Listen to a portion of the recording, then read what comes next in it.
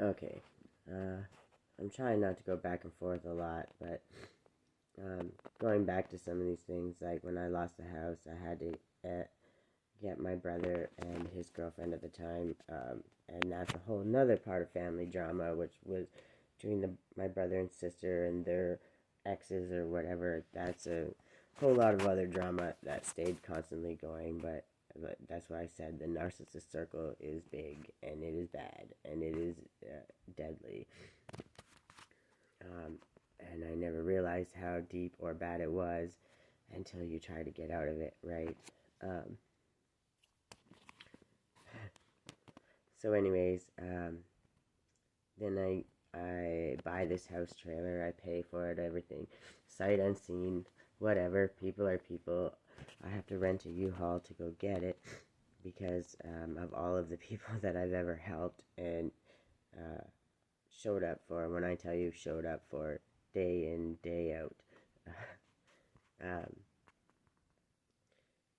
I asked them to borrow a truck or to um, come with me to pick it up or help me because I've never driven a trailer or picked one up yet. Nope. Um, they couldn't do that. That was too much for them. So, anyways, and something my mom had said when my money ran out that um, it was just a part of the guilt trip or whatever, but when I had to leave, um, she's like, well, you might as well just take your kid with you. Um, and right then and there is when I knew that at the end of the day, nothing was ever going to be good enough. And in the end, my daughter was going to suffer for it. So I needed to go get this trailer. I needed to make sure I had it. Um, I found a babysitter so she could come stay at the trailer and watch her while I played the London Fair for my friend who I worked for many years. And the harder I worked for her, she paid me less. Like I just don't get it. Um, Whatever. The way life goes, life goes. Um, but then when I had to go get my daughter, I wanted, like, I asked for the truck. They couldn't do it. Asked them to come, whatever. Would not, absolutely would not do it. Um, Everybody just got a kick out of seeing me struggle, and the more I struggled, and then when I get it, oh, they smile nice in my face. Oh, that's a nice trailer. Well, they're coming, and it's not. They what I got ripped off. Whatever. It needed work, but I could have done the work, right? Then I could have had this time before work, but I had to come 3 hours before work instead of an hour. I was never on time. It was just hell after hell after hell.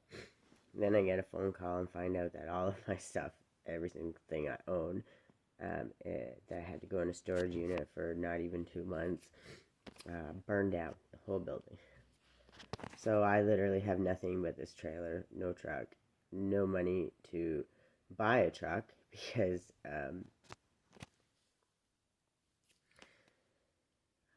he didn't pay me, and because I had to pay my mom so much money for babysitting and all of the other things, I still couldn't get ahead money wise.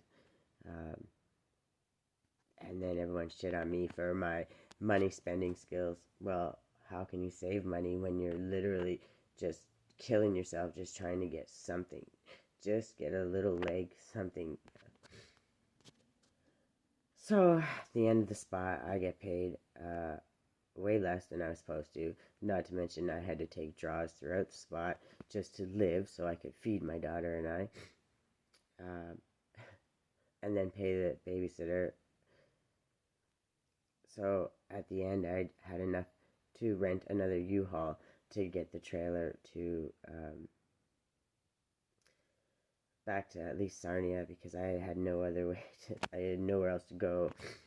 Um, I'm literally, and I barely got there because when I asked somebody to help me at the end of the spot, again, nobody would help me. Nobody would. Uh, so I'm driving literally in the middle of the night with the trailer and the truck, and I'm trying to figure out how to get there. The trailer is almost falling apart. But before that, I called my mom and literally asked her if I could just pull it in for a couple days into her parking lot there. She owns her property, so, and I guess they have a kind of shared driveway with the next door neighbor, but it's a large driveway, and there would have still been room, and there was nobody living in that house next door at the time. Anyways, 8:08 on the clock. I called her, and if that was me, the first thing I would have said is just get here. We'll figure it out from there. I don't need to ask permission, whatever. Like, that's the person I am. But no, my mom's scared it's gonna bother the owner of the person that lives next door, and then wouldn't even ask him. Said she couldn't get a hold of him. So literally, I'm stuck on a lot with my child, somewhere that I have nowhere to go. I have no house. I have nowhere to go, and my own family won't even help me. Like, and I've done nothing to these people, nothing, but help and show up every fucking time they needed me. And I can't figure out why nobody wants to help me. And I'm not doing anything but just trying to find some kind of stability and peace for me and my daughter after everybody's tore my entire life down. So I literally have nothing but a fucking trailer and a daughter that, needs stability.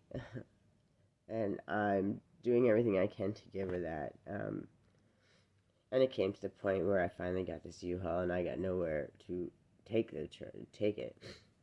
So I called my brother, and his girlfriend says, come to our house, pull it in for a night or two, and we'll figure it out. Okay, so finally I've got some help, and I'm thinking that's wonderful. The trailer, I ended up having to park it in a grocery store parking lot, and she's like, well, you should just stay here for a month or two, it could help us, and help with groceries and stuff, because they were really struggling. They're trying to figure it out, but there's no food, no nothing in the house. So what do? I take the little bit of money that I got, and we go get groceries, and we go get everything that they're gonna need. So of course I stay there for a month or two, and while I'm there, I'm spending every penny I have on groceries. I'm the only one doing it, and I don't care. I'm not talking $100 or $200. I'm talking $500, $600 a crack on groceries, just groceries. I'm cleaning. I'm cooking for everybody. I'm trying to show that I'm appreciative also, while I'm like literally dying inside trying to just figure out some form of stability.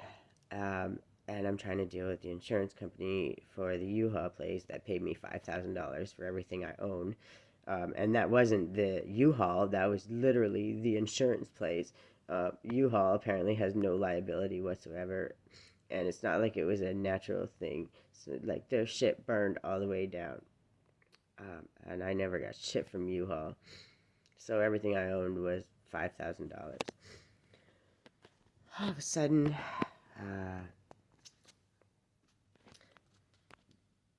the guy that left me stranded, didn't pay me what he owed me, is homeless, and he's staying homeless in Toronto, whatever. But then it gets cold and he's starting to get sick. So even where I'm staying with my brother and his girlfriend, I asked him if he can come stay for a little bit until I can find a place or something. At least give him a little bit so he's not going to die. So he comes there and still, like, starts talking about us building a life and building a future and doing it right, and gets me all thinking, like, maybe we can make this work. I don't know. Part 3 coming.